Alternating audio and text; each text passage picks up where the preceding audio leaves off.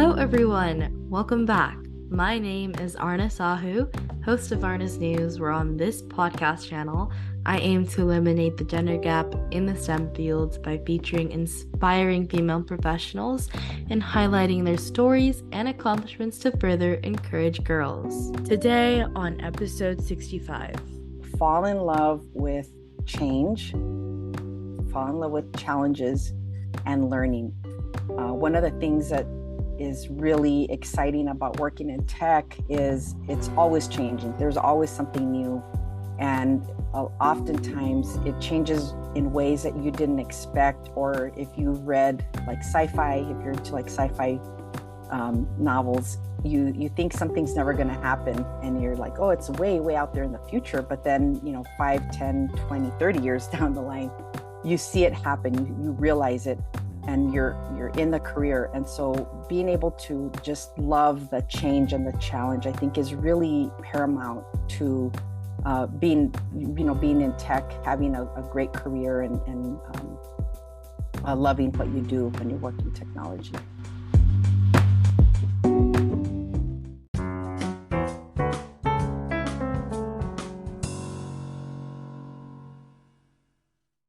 Today on episode 65, I'm pleased to announce our guest, Marisa Hambleton. As the founder and CEO at MH2X, she has over 20 years of specialized delivery leadership of enterprise solutions since 2009 on and around the Salesforce platform. During her time at IBM, she worked with teams and business partners across the globe, overseeing highly complex software engineering projects. She is a trailblazer, technologist, and entrepreneur who loves helping communities overcome business challenges by optimizing and connecting their tech stack. She is a Salesforce MVP and passionate advocate for her local Salesforce community, co-leading the Salesforce Phoenix Developer Group, Cactus Forest Conference organizer, founding member of the Salesforce Phoenix Women in Tech, formerly Girly Geeks, and led the Salesforce Phoenix user group from 2013 to 2018. Marisa is a wife, mother of 3 children, a grandma to 1 grandson, and has 3 cats, fosters 1 teen and 1 dog. She's a voracious reader and an arts advocate, and she enjoys camping, loves writing, and telling stories about growing up in El Paso, Texas.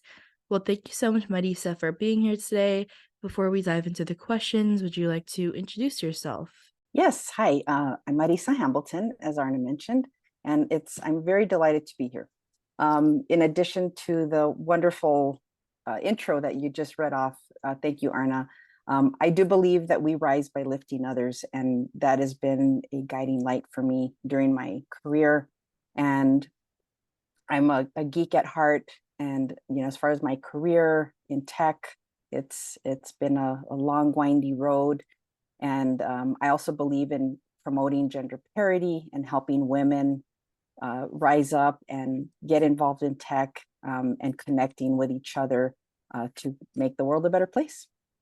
I love that. So my first question for you is, tell us a bit about your career path. Yes, so my career path has been rather windy, but I have loved technology for as long as I can remember. My father was an automotive mechanic, and machines just always fascinated me from the time I was a young child. And as soon as I realized computers existed back in the day, I knew that I wanted to work with them. So I had the pleasure of working in a lot of different industries and energy, real estate, healthcare, early in my career as an associate programmer and systems analyst. And a little bit later on, I went to work for a software company as a project manager. But I was always hands-on. I always was one of those people that wanted to, roll up my sleeves and get my hands dirty and just learn everything I could. I realized that I have a gift for project management and delivery, and I really cared about how the customers received any products, whether they were internal customers or external customers outside of the company. And I just ended up veering into project management more than like coding. But I always loved to know how the code worked. I loved, to be able to read it and understand it. But the project management was really where my real passion lied. And I when I learned that Salesforce existed after leaving IBM, that was an interesting twist for me because I wasn't really interested in CRM, and it kind of seemed like something I didn't want to get into. But once I learned that it was a cloud platform and it was a multi-tenant cloud platform, which back in 2009 was still like very new and cutting edge. A lot of people didn't really trust cloud, and so it was really a curious thing for me to just get into. I dove in headfirst and been in it ever since. I absolutely love that. I mean, your experiences were really different. You went through so many different careers and, roles, but at the end you kind of found yourself at Salesforce, which is super exciting, and you've thrived ever since. Indeed, indeed. All right. So my question for you is, what advice would you give someone wanting to pursue a career similar to yours? And do you have any tips to succeed?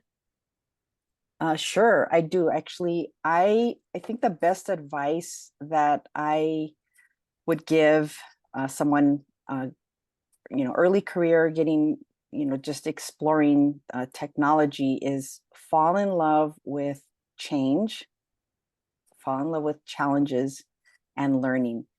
One of the things that is really exciting about working in tech is it's always changing. There's always something new, and oftentimes it changes in ways that you didn't expect. Or if you read like sci-fi, if you're into like sci-fi novels, you think something's never going to happen, and you're like, oh, it's way way out there in the future. But then 5, 10, 20, 30 years down the line, you see it happen, you realize it, and you're in the career. And so being able to just love the change and the challenge, I think, is really paramount to being in tech, having a great career, and loving what you do when you're working technology. Yeah, I mean, I love that. Fall in love with the challenges, the change, and also the learning because, technology is always emerging. Like with the last few months, it's a real testament to it with, artificial intelligence and machine learning. But also, this kind of goes to anything. If you really want to love something, you've got to romanticize it. You've got to love it because, in your career, there's always going to be challenges and changes that come into your way. But if you kind of get into the routine of knowing what they are, and being prepared for it, then it can actually help you propel yourself in whatever journey you may be in. And especially in STEM and computer science and technology and IT, you have to kind of be comfortable with changes because, everything is moving very fast. So that is something that you should definitely be prepared for if you're interested in a career somewhere here. Yes. All right. And what is a common myth about your profession that you want to debunk? Oh gosh. So I've got a couple. One is that women can't be moms and have a career in tech, a successful career in tech. Um, I, again, as I mentioned early on, I have been in love with technology, for my whole life. And as a young girl, there was very few other girls that were taking programming classes. It was mostly boys. I think there was one class where it was just me and one other girl, and we quickly became friends and we're helping each other out. And as we finished school and got into the working world, it was always few women, and often as few mothers. And as a mother, it's there was challenges in, I don't like to use the word balance because it infers that everything has to be equal, and it doesn't. And I think that's a big myth. Is, again, as a woman, as a mother, and the different things you care about, caring for your family, caring for yourself, it can be unbalanced. And that's how any career is, but specifically in technology, has always been very male oriented, or in modern times male oriented. um, it's easy to think that, okay, you can't be a mom and take care of your children and your family, and have a successful career. And that's absolutely not true. I feel like I'm proof of that because I have a very full, busy life. I have a big family. My children are grown, mostly grown. My youngest is in high school, and sometimes there's a lot of give and take where I'm working more, and then there's other times that I'm with my family more. And it's just, and there's different seasons throughout, their lives and my life, that things just they cycle through up and down. And sometimes things are very smooth, and there's not a lot of tumultuous things happening, and life is just, kind of gliding along, and that's okay. But then other times, like COVID, where it's a really, really big challenge. But I believe that women are uniquely equipped for times like that. And so I just like to tell, like, young girls especially, that, if you want to be a mother and you want to have a career in tech, that it's absolutely possible. I think that it's definitely possible. The other one is tech careers are only for young people. I'm no longer a young woman, and I feel like this part of my career, where I'm older, I'm more mature, I have a lot more to give in terms of mentorship to younger women, especially. And, as far as the way you approach your career and the trajectory of, when you're just getting started and you're learning, and there's a lot of, different directions you can take, whether or not to maybe stay in a individual contributor role, or, become, a leader in a large organization, or what type of organization to work for, or, like, in my case, where I chose to pursue entrepreneurship. And it's something that, as you age and get older, it doesn't mean that you can't contribute or that you're not capable. And that's where, going back to the advice that I would give to someone wanting to pursue a career similar to mine, is that it's the love, loving the change, the challenge, and the learning, that it lasts, as long as you want it to last. I can see myself doing this, well into retirement even. So that would be the other one is, tech careers are not only for young people. As far as, your success, you define what it means to you, and what your career success means, and it changes over time. And again, is your success as a young person versus success as a more mature person is different. As you go through the years of, different jobs and roles, and, learning different technologies, etc. Absolutely. Like, I feel like a lot of people think that once women kind of settle into, having marriage and, having a family, that's it for them and they should stop with their careers. But that's absolutely bogus, because people can do both. I mean, like, even like, as a young girl, you shouldn't think that once you start thinking about your personal life, your professional career and journey should stop. You can take things into your own account. You can do whatever you want. Don't let society judge what you should be doing based on, your societal norms, quote unquote. But also that tech and STEM and like things like that are only for young people. That's completely wrong, because as you get more experienced with technology, it's actually much better for you. You're kind of more well equipped with, what to do. You can provide so many amazing mentorship opportunities to the young folks. But also, as you progress and get older, you have a lot more responsibility, and you can take a lot of things in charge, and kind of guide those young folks along. So there's not only a specific set of things that only young people can do, because tech and STEM is here to retain people of all ages and of all genders. So that's something you should definitely keep in mind, and, you should be interested in, because STEM is for everyone. Yeah, so my question for you after that one is, if you could step into my shoes or a younger self, what would you have asked yourself that I didn't?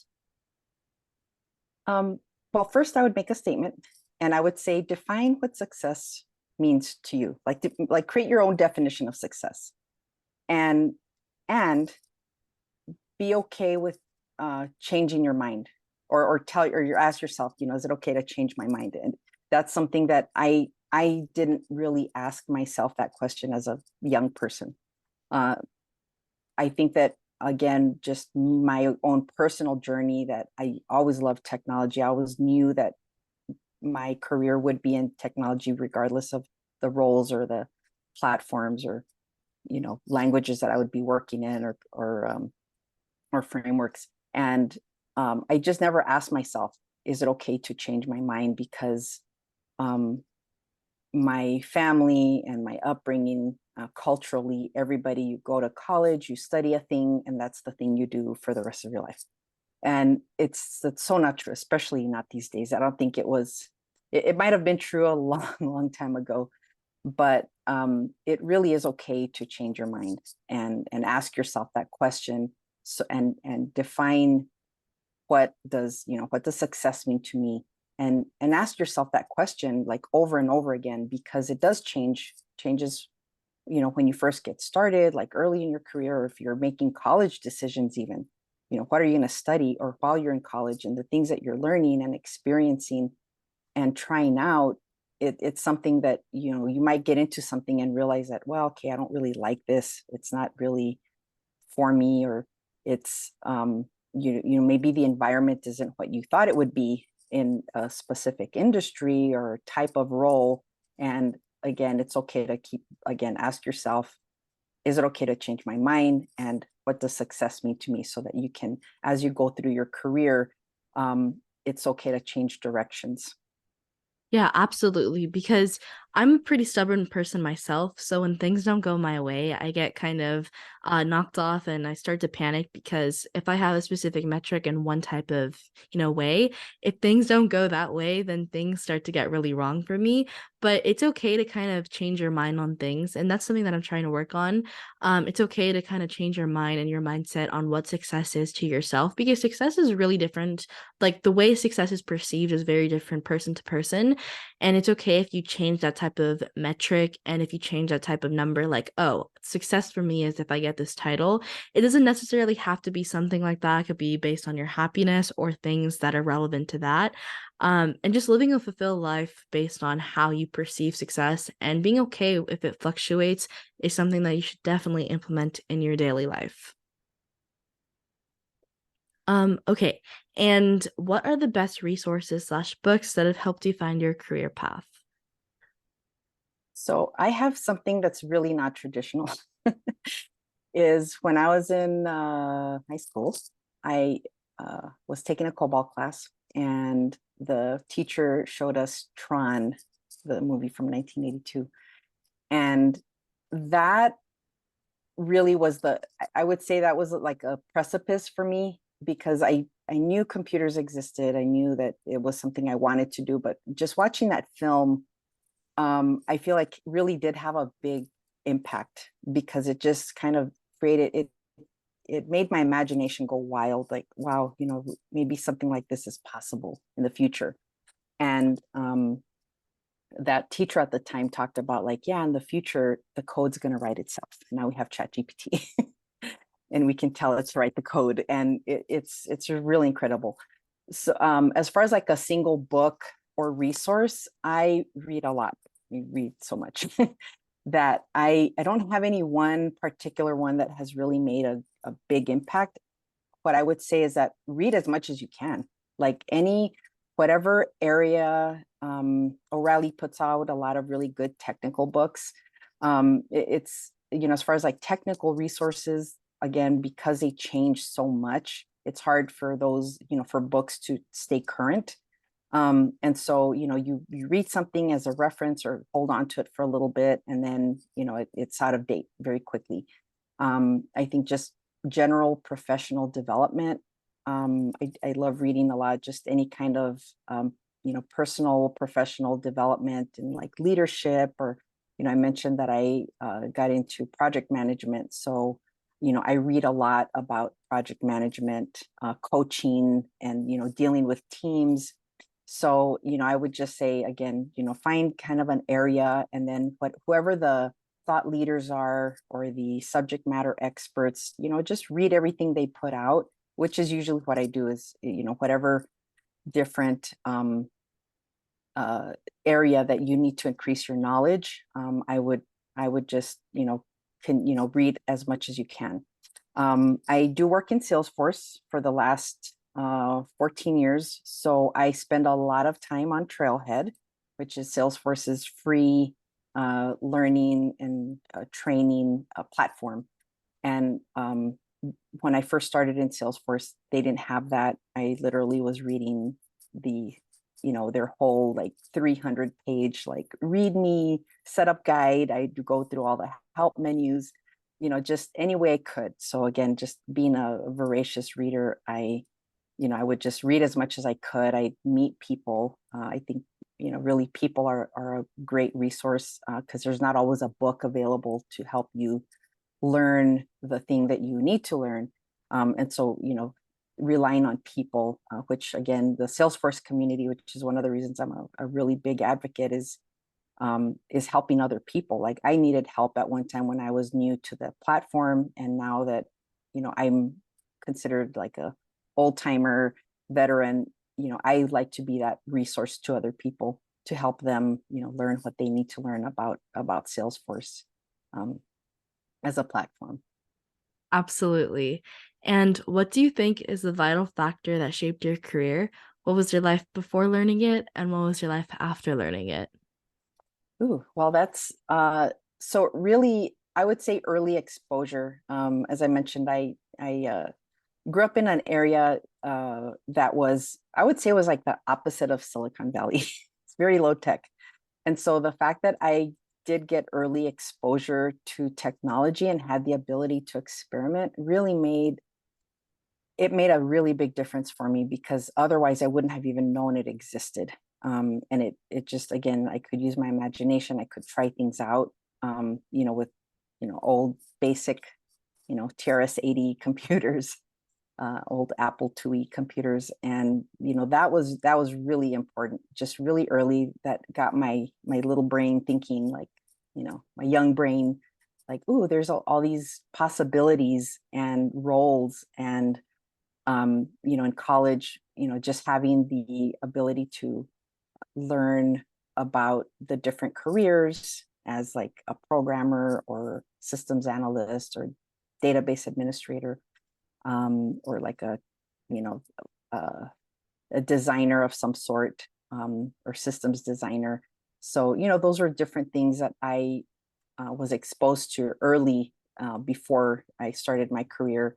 And then, after, now later on, now in my career, there's all just so many more possibilities, technical architects, and now like a designer is like a UI UX designer. So, just having all these different ways that you can interact with like a specific platform or technology or language.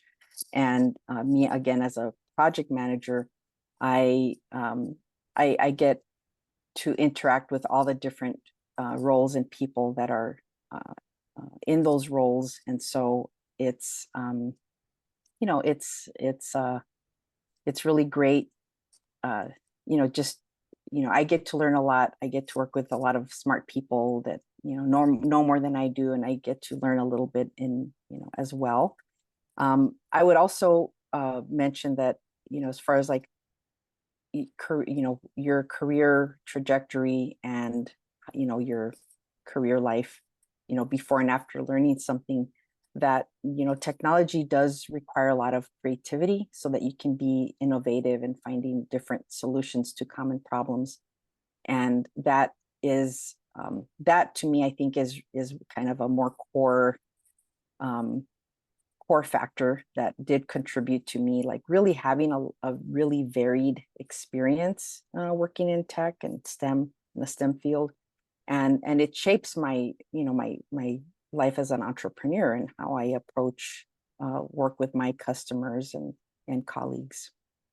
Yeah, absolutely. Like exposure at a really young age can really help you kind of be more interested in different fields because in technology, especially, you don't always have to be a programmer. Like you don't have to be a hard coder. You can always marry your interests with something else. And just knowing that technology is a really powerful tool that you can do so with.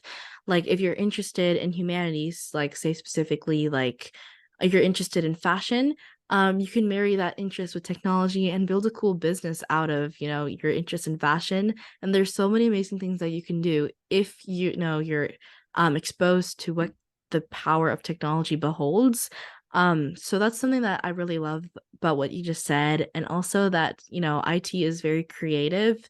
And it's not really a boring type of profession that a lot of people do. There's a lot of creativity, problem solving, and just things that stimulate your mind a lot that goes behind what other people don't really see who are onlookers. And yeah, because we have some additional time, my question for you is what's one thing you wish you had known when you began your career path? Ooh, so many things. I would say be an ally with other women is really the number one. I think I was really fortunate that again, culturally, where I'm from, my community, I'm from El Paso, Texas, and my mother was a stay-at-home mother, but a lot of what I saw her and other moms is that they all joined the PTA and they all helped each other out, and they did their carpool, and they were very active in the local community. And whenever one of them needed help, everybody pitched in. And I brought that with me into my career. And because there were very few women, I really just embraced that, is finding the other women, help each other out, help elevate each other. Sometimes that's not always a case. And when it's not the case, I advocate for setting boundaries, very strict boundaries, with yourself, with your work. That kind of goes back to the give and take and balance, quote unquote balance of work and personal life. And then I would also say have a professional development plan. So I think just the setting boundaries, having a professional development plan is, again, working in tech.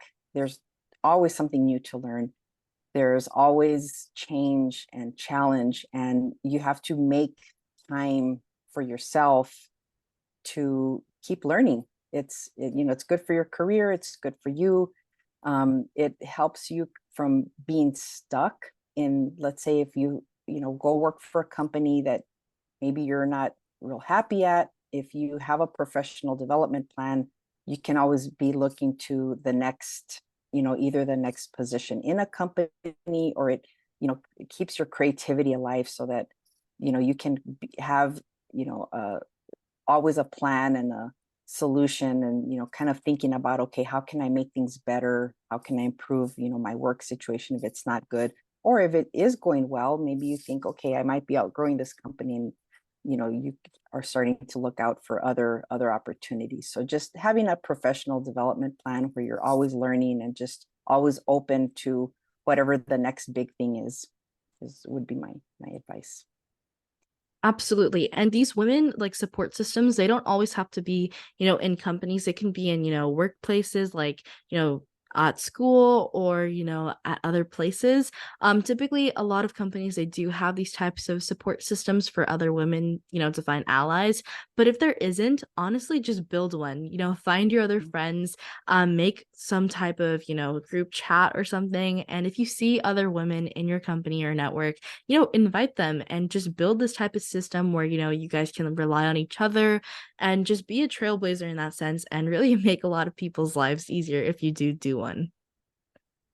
And yeah, and my last question for you is how do you continue to learn in order to stay on top of things within your role?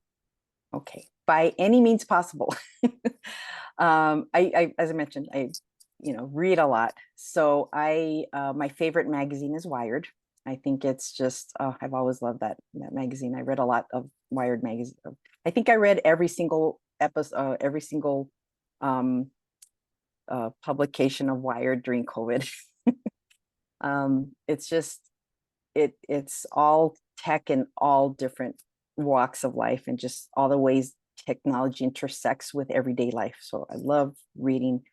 Um, I just casual reading, like the tech section of any major newspaper, industry journals, like ACM, or jump on like Stack Overflow and, see what people are talking about, or like forums, or like if you're a gamer, get on the Discord. So I would just say that, really by any means possible, sometimes books, but, just journals, maybe even sometimes jump on social media a little bit and see what people are talking about. I think right now with the Chat GPT, there's a lot of really great conversations going on. And it's good to really keep your finger on the pulse and really like form an opinion and have a point of view about, what is happening in technology and what impact it has on like your everyday life, your career, but also like society. What does it mean, for us as, humans that there's artificial intelligence, like realistically, and maybe let yourself have a little imagination and go sci-fi, Skynet, just to kind of think of the possibilities so that you can, again, just keep learning, staying on top of things, ask yourself, like, what does this really mean to my role? It's good to have other conversations, as I mentioned, being an ally with other women is, talk about that, talk about, with other women in your network, what do these new technologies mean? And so, that all becomes part of, how do you stay on top of things, connecting with other people, reading and doing your own personal learning, and always exploring, always be learning, and be a trailblazer. Yes, I love that. And before we end off this interview, do you have any last words to the audience? I would just be a trailblazer for your own life.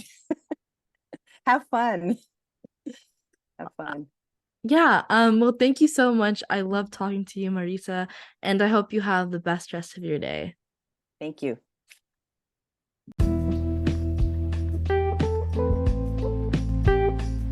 And here are my 3 cents on this episode with Marisa. 1. Embrace change and challenges in technology careers. She emphasizes the importance of embracing change and challenges in the technology field. Technology is constantly evolving, and successful tech professionals must have a passion for learning and adapting to new technologies and trends. This mindset is crucial for a rewarding career in technology. 2. The myth of balancing career and family. She challenges the myth that women can't have a successful career in technology while also being mothers. She shares her experience as a mother and a tech professional, highlighting that it is possible to strike a balance between family life and a career in tech. This challenges the stereotype and encourages women to pursue tech careers without compromising their personal lives. And 3. Define success and be open to change. She emphasizes the importance of defining what success means to you and being open to changing your goals and aspirations throughout your career. Success can evolve as you gain experience and learn new things. It's essential to periodically reevaluate your definition of success and be flexible in adapting to different roles and opportunities.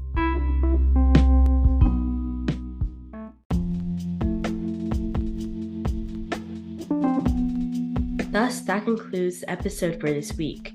If you want to know more about how I relate to these amazing topics, then stay tuned for upcoming episodes. A free way to support this show is by leaving it a 5-star rating and a review on the player you are listening to. Let me know what you enjoy about this podcast, as it's a chance to tell me what you love about the show, and it helps others discover it too. Once again, thank you for finding me, and I hope we stay in touch with each other. Dito, you're listening to Arna Sahu, the host of Arna's News. Toodles!